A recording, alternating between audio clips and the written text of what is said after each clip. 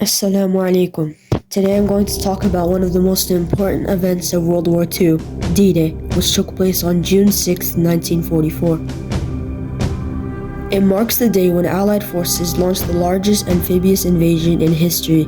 It was the beginning of the end for Nazi Germany and a major step towards ending the war in Europe. Leading up to D-Day, the world was in turmoil. Millions of lives have already been lost and much of Europe was under Nazi occupation.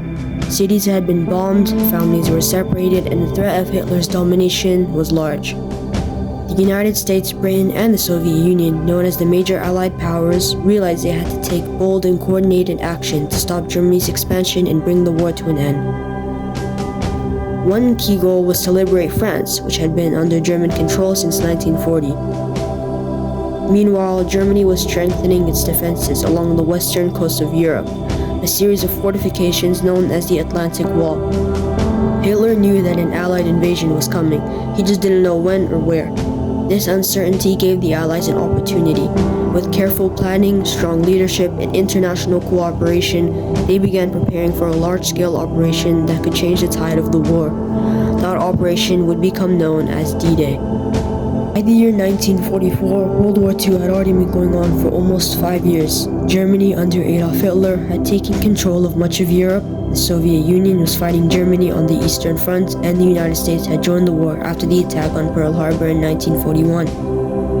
The Allies, mainly the United States, Britain, and the Soviet Union, were planning how to defeat Hitler and take back Europe. The Allies knew they needed to open up a new front in Western Europe to take pressure off of the Soviet Union and push German forces back.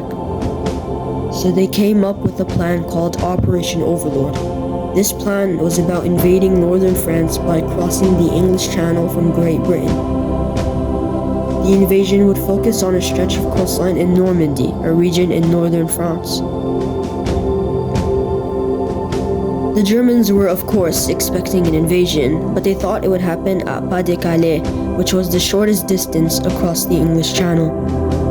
To trick the Germans, the Allies launched a deception plan called Operation Fortitude. They created a fake army, led by the famous General George Patton, and made it look like this army was going to attack Calais. They even used inflatable tanks, fake radio messages, and actors to make the Germans believe it was real. Because of this trick, when the real invasion began in Normandy, the Germans were caught off guard. On the night before D-Day, thousands of paratroopers were dropped behind enemy lines. Their job was to secure bridges, roads, and other key locations to help the main troops who would land on the beaches the next morning. In the early hours of June 6, 1944, more than 156,000 soldiers from the United States, Britain, Canada, and other Allied countries landed on the beaches of Normandy. They came in boats and landing crafts, and they were supported by thousands of planes and ships. The invasion focused on 5 main beaches, each with a code name: Utah, Omaha, Gold, Juno, and Sword. The Americans landed in Utah and Omaha, while the British landed on Gold and Sword, and the Canadians landed on Juno.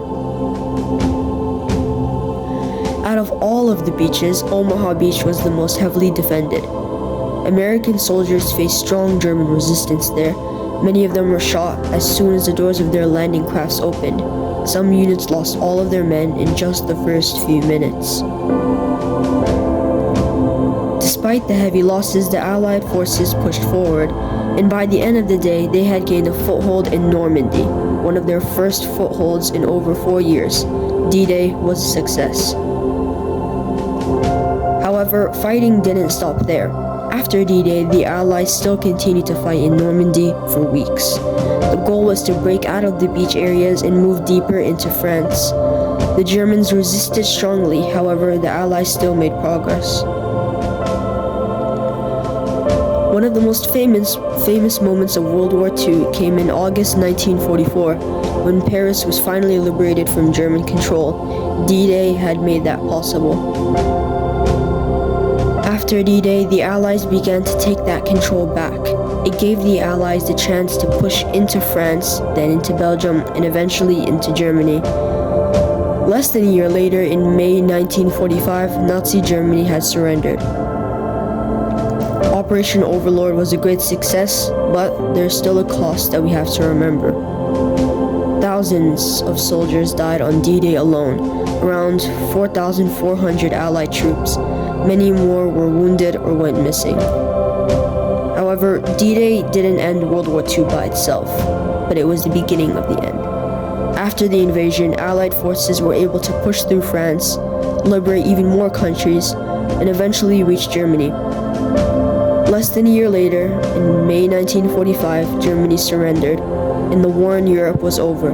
Without the success of D-Day, or Operation Overlord, that victory might never have happened. It truly changed the course of history.